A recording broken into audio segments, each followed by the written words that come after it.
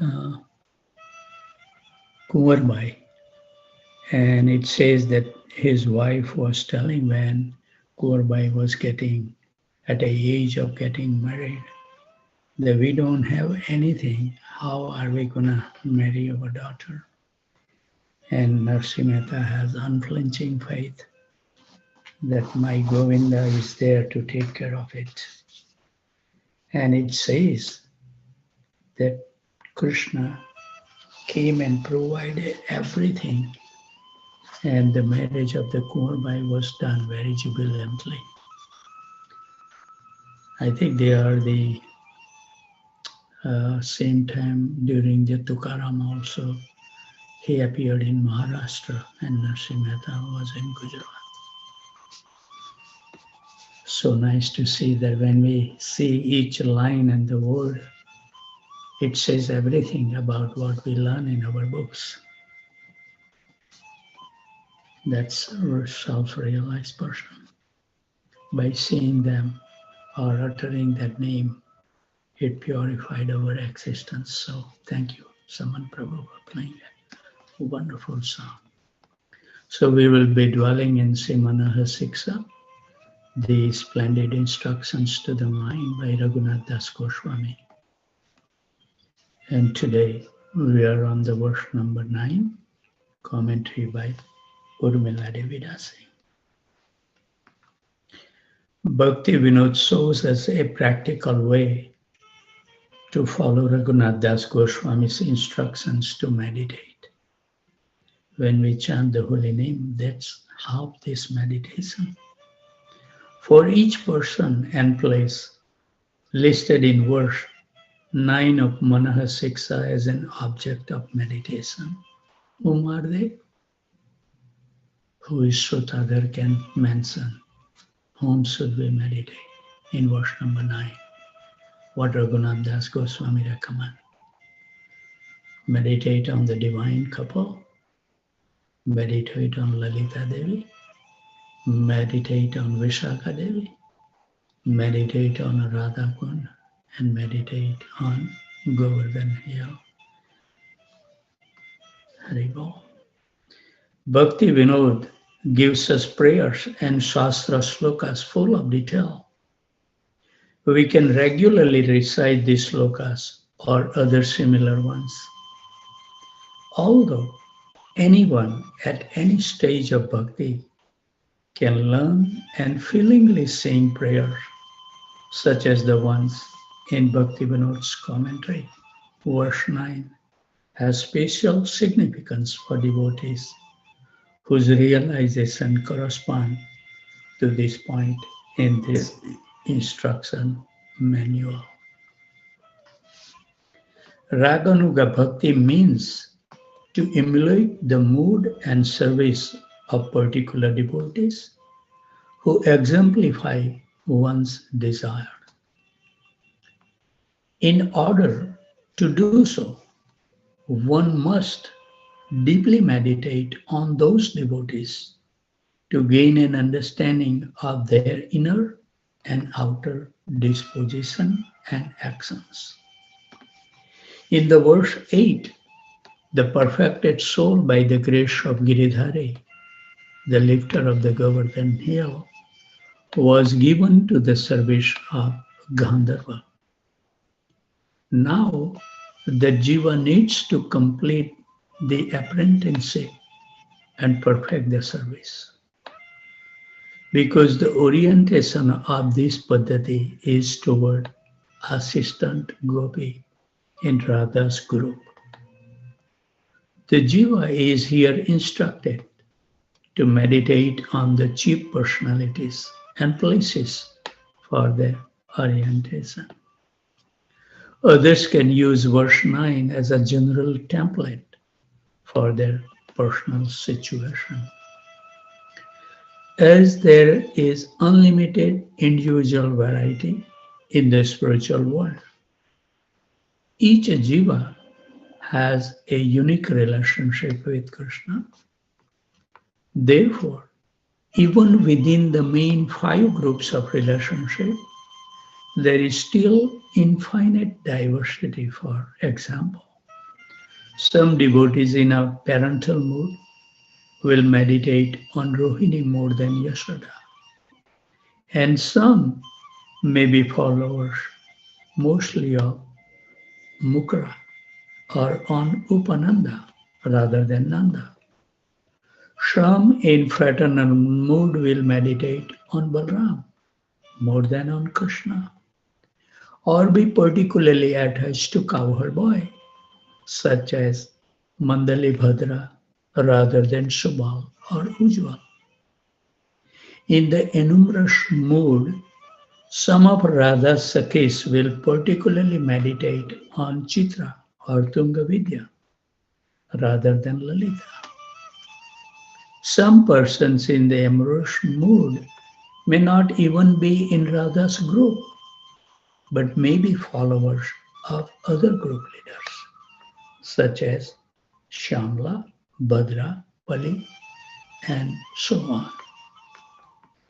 As Vishwanath Chakravarti Thakur writes in his commentary to Bhakti Rasamrita Sindhu 12295, quote, by the word Brajalok, one should understand person situated in Braj, Radha, Chandravali, and others.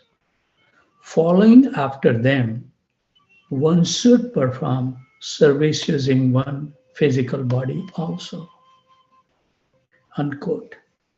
Some within Chandravali's group, for example, may follow Charuchandra, and some may be more a follower of Saibhya.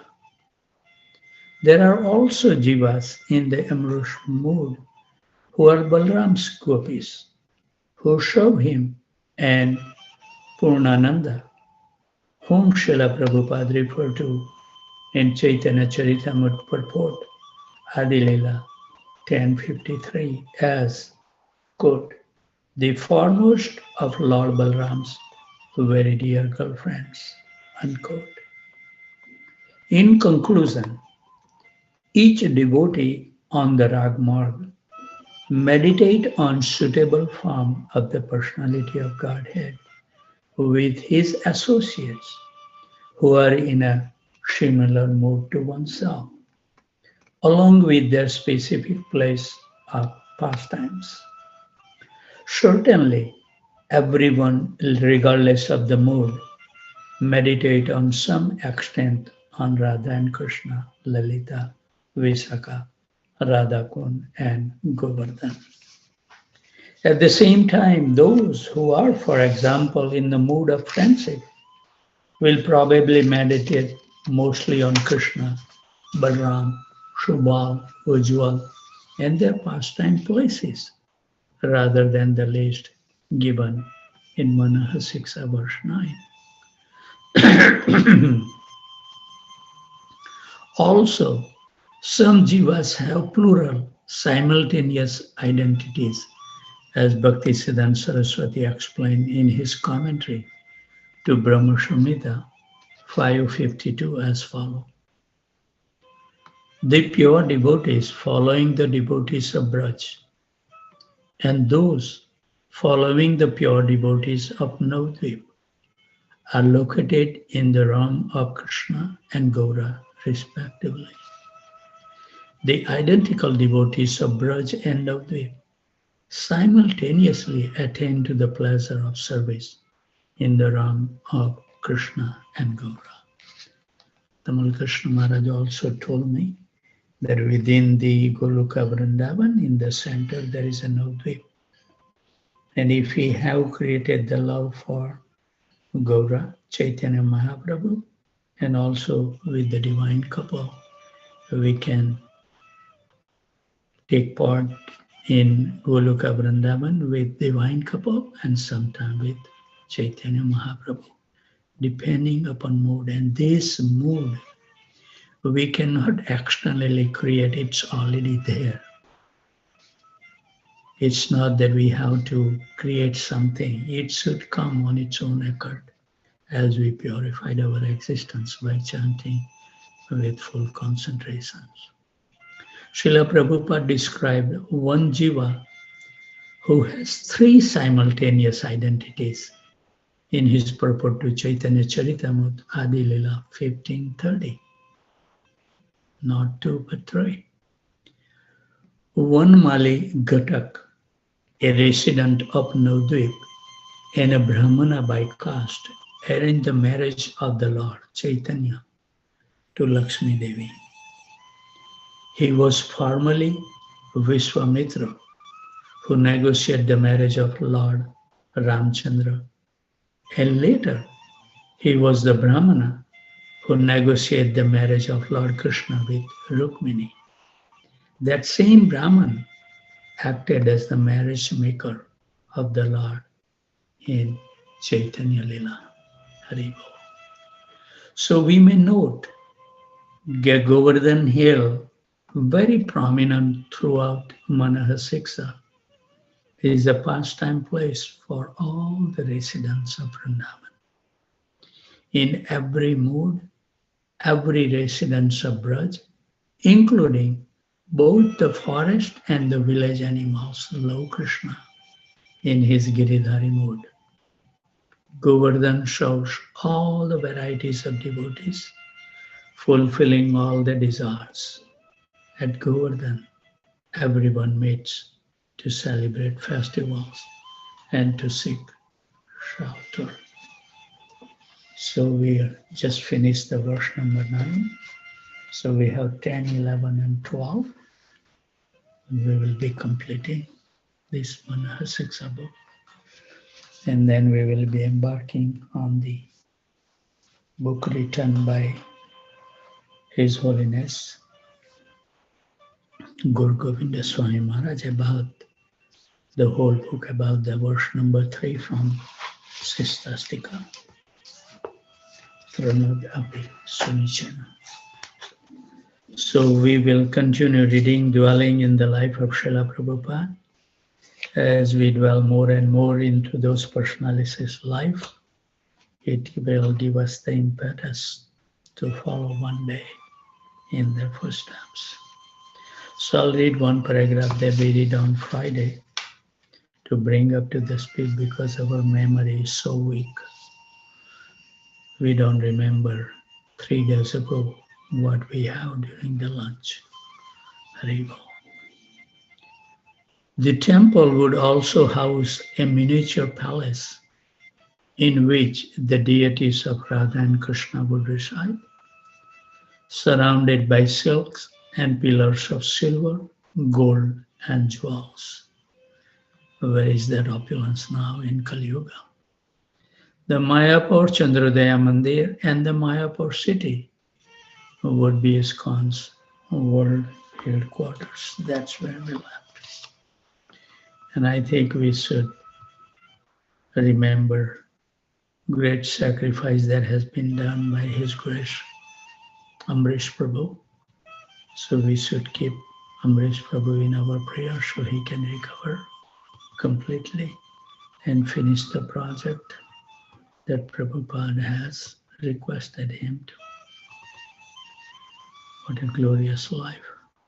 And why such a fabulous architectural wonder as this in such an obscure part of the world? The answer, Prabhupada explained, was that Mayapur was actually not obscure. It seems so only from the mundane perspective. To mundane vision, that which was central seemed remote. The soul and the next life seemed remote, while the body and immediate sense gratification seemed central. By establishing the temple of human understanding in Mayapur, Srila Prabhupada would be directing the materialistic world's attention back to the true center. Any sincere visitor would be charmed by the beauty of ISKCON Mayapur project and would perceive that here indeed was the spiritual world, and the devotees living in Mayapur by remaining constantly immersed in singing Hare Krishna Kirtan and discussing the philosophy of Krishna consciousness would be able to convince any intelligent visitor that the teaching of Lord Chaitanya Mahaprabhu were the highest truth. I think it's so nice to see there is a hut when you enter in the Mayapur ISKCON facility from the gate on the left hand side, and you see the kirtan is going on 24/7 continuously. It's nice to sit there and chant with these wonderful devotees. The devotees would explain the philosophy of the absolute truth, which would enable visitor to comprehend actual spiritual truth beyond sectarian religious dogma. Furthermore, the continuous Hare Krishna Kirtan and the blissful devotees engage in a wide varieties of services to Lord Krishna would demonstrate that Bhakti Yoga was the simplest, more direct process for meditating on the Supreme Personality of Godhead. While staying in ISKCON's Mayapur city, a person would quickly become a devotee of Lord and begin chanting and dancing in ecstasy. Srila Prabhupada was demonstrating how the world could be spiritualized by linking material things with the Supreme Personality of Godhead Krishna through Bhakti Yoga. And why shouldn't such spiritual feast surpass the achievement of the materialistics? Prabhupada was sorry to learn through the Indian High Commission that the Prime Minister could not attend the cornerstone laying ceremony in Mayapur. Yet he took it as Krishna's desire. He said he would invite a prominent Vaishnava to officiate, or he might do it himself. Quote, on the whole, unquote, he wrote, again quote, it was Lord Chaitanya's desire that a Vaishnava shall lay down the cornerstone instead of asking some material man or woman to perform the holy work, unquote. Very nice instructions to remember. The monsoon came, and the Ganges spilled over her banks, flooding the entire ISKCON Mayapur property. Achyutanand Swami had built a straw and bamboo hut where Prabhupada was soon to stay. But the waters rose until Achyutanand Swami had to live in the bamboo rafters. He wrote Prabhupada that had it not been for Bhakti Siddhanta Road, the damage would have been extensive.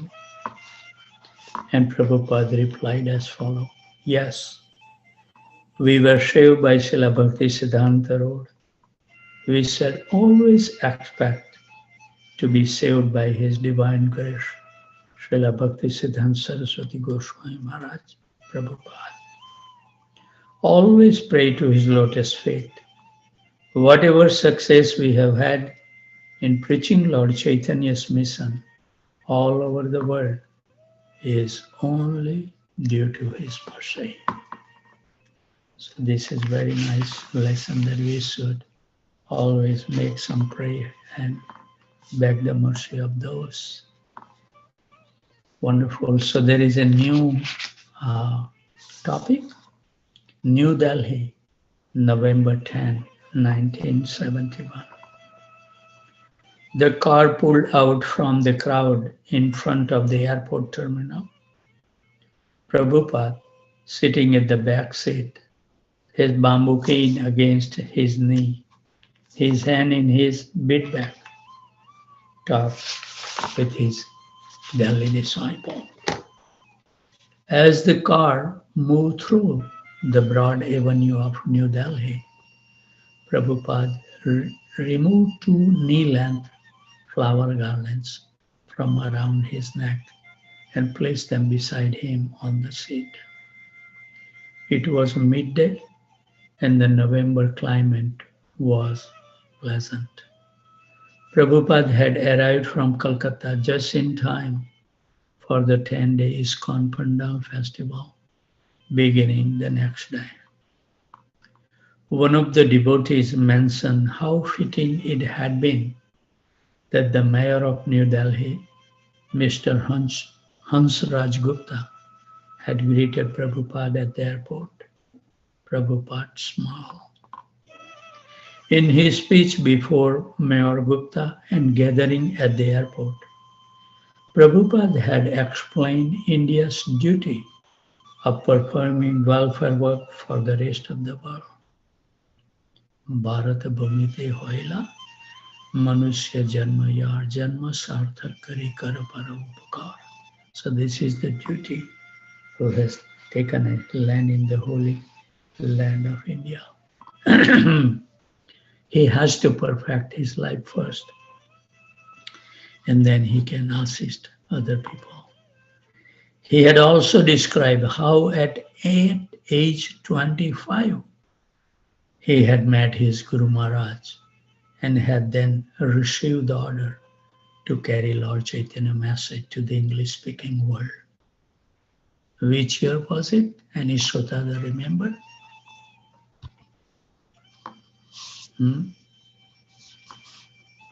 When did Srila Prabhupada met Bhakti Siddhanta Saraswati first time?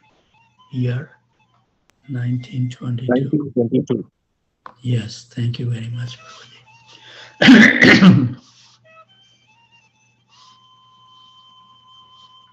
Explaining why he had waited until he was 70 before going west, he had remarked, quote, I was trying to become a successful tool for preaching Lord Chaitanya's message. Preparation, Haribol.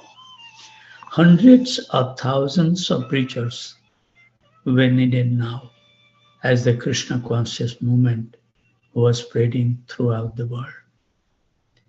And the black men are also dancing, Prabhupada has said. And they are asking the Indian people, why you and the Swamis do not give us this sublime method. Delhi was the third Indian city Prabhupada had visited since his return from Africa a month ago. His first stop, Bombay, had begun roughly. Shyam Sundar had neglected to carry Srila Prabhupada inoculation card. So immigration official had denied Prabhupada entry into India, quarantining him at the Bombay Airport Hospital for 10 days. Confined to a suite with an adjoining veranda overlooking a garden, Prabhupada had resigned himself to a more limited sphere of activity. Still, each morning after breakfast, he had conducted a dialogue with Shyam Sundar about certain leading Western philosophers. Shyam Sundar would present a particular philosophy and Prabhupada would discuss it in light of the Vedic view. Then, with only one day left before the end of the 10-day quarantine period, the inoculation card had arrived and Prabhupada had been released. Immediately, he had left for Calcutta and a series of kirtans and lecture programs at Deshpriya Park. He had stayed in Calcutta 2.5 weeks, appreciating the location of the ISKCON temple at Albert Road in the heart of what had once been the Sahab European section. Quote, Now I'm bringing the Sahabs back to the Sahab quarter, Prabhupada has said.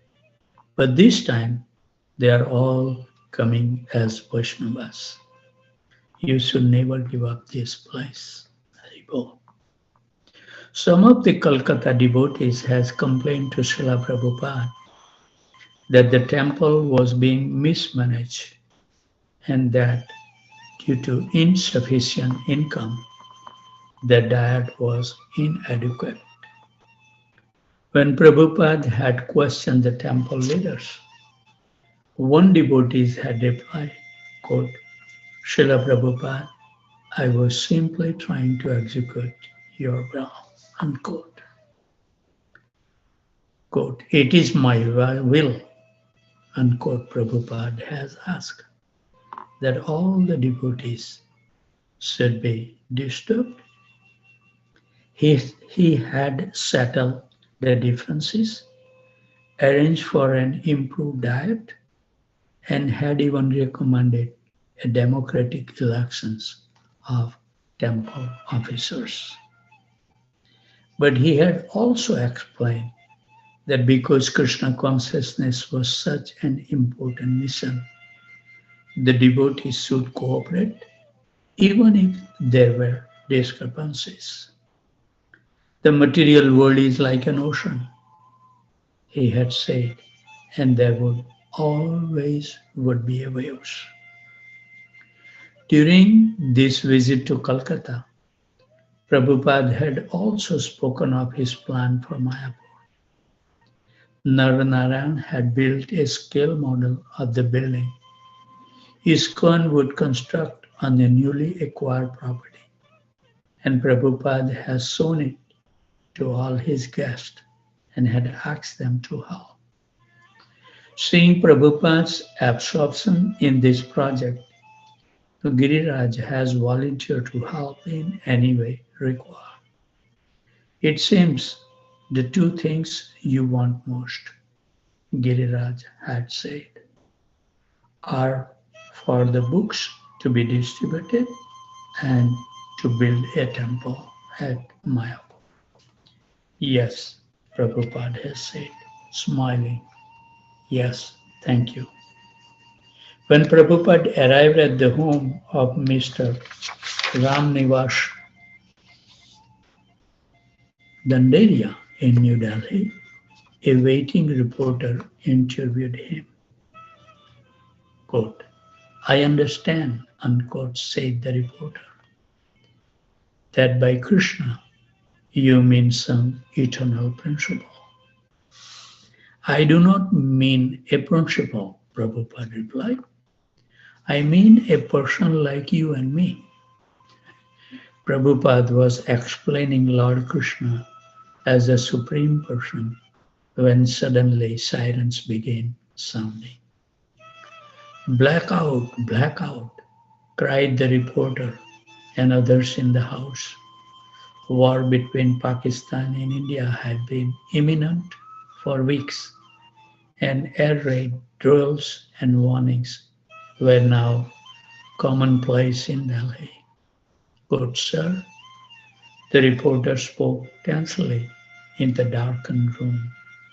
Quote, this is the presence of reality. We are being threatened by this fight with Pakistan.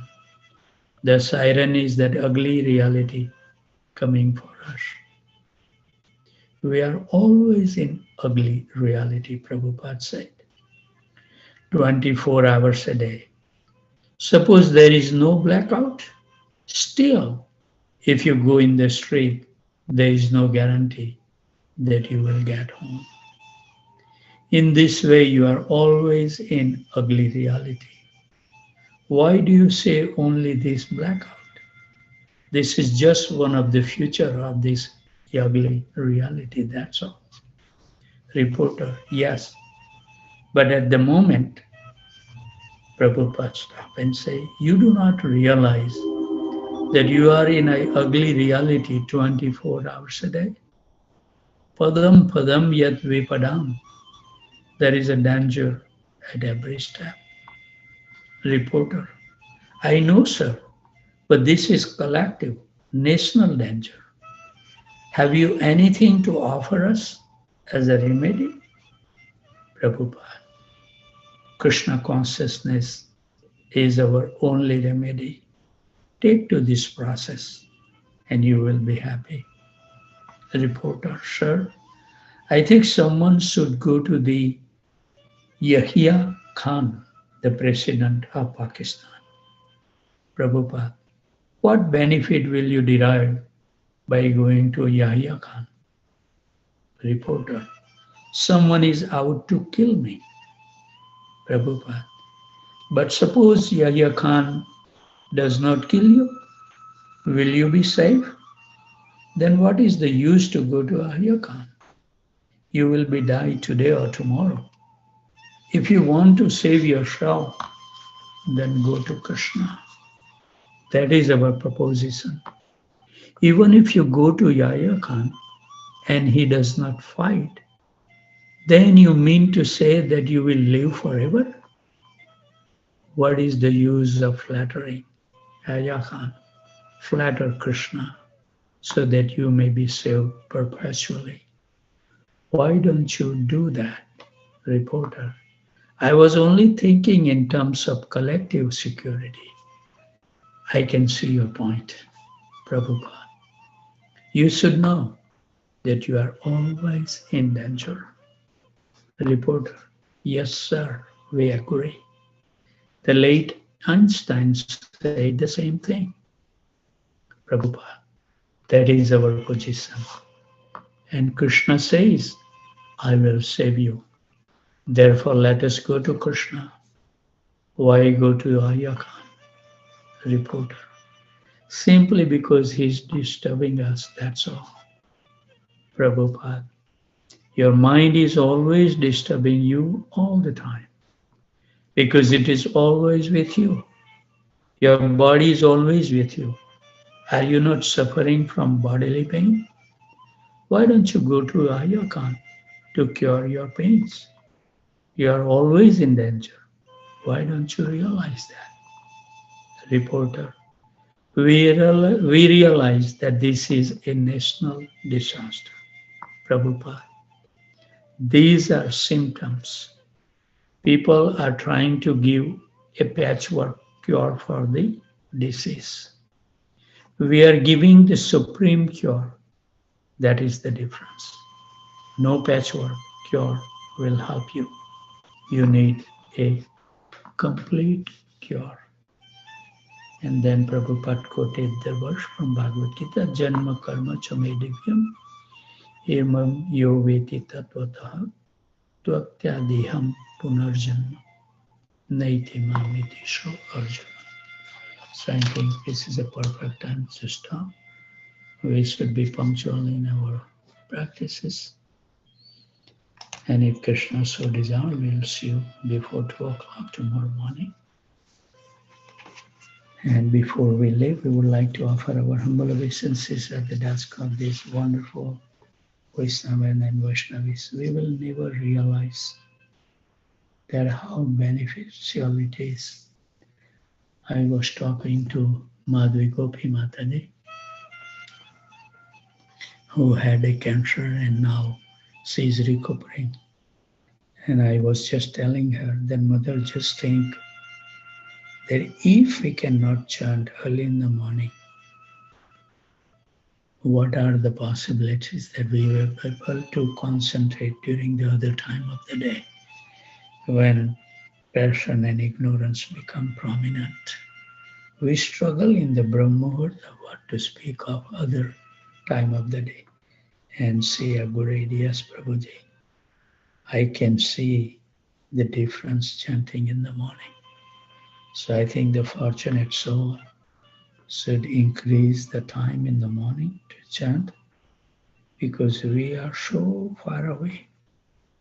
We won't be able to accomplish unless we become totally serious.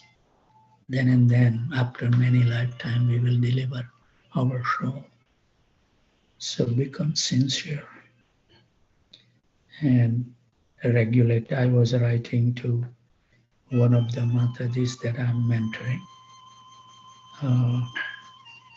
her health is not good.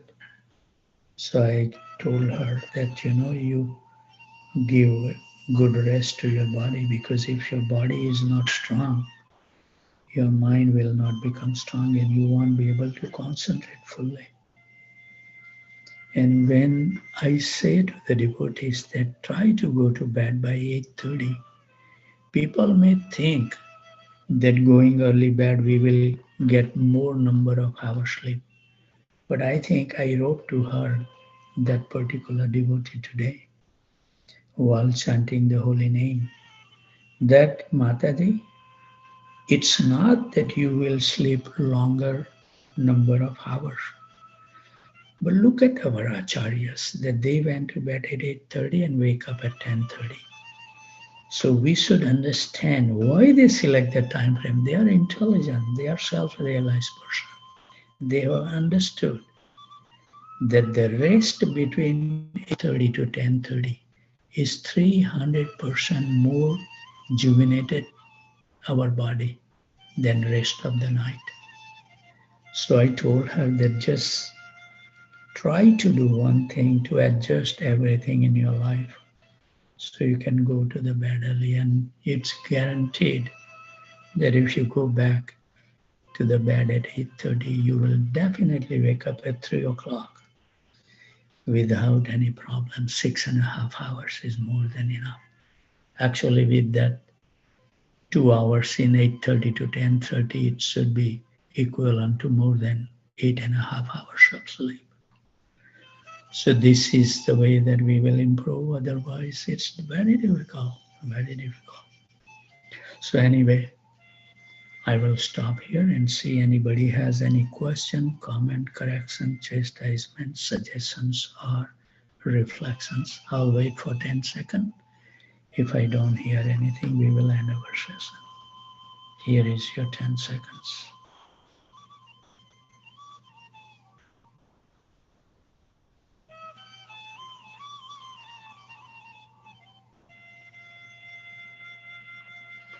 Thank you very much. Vanchukalpatarubhasya kripa sindhubhaya cha patitanam pavanebhyo vaishnavebhyo namo namaha. Thank you very much, everyone. Thank you, Prabhuji. Dandavat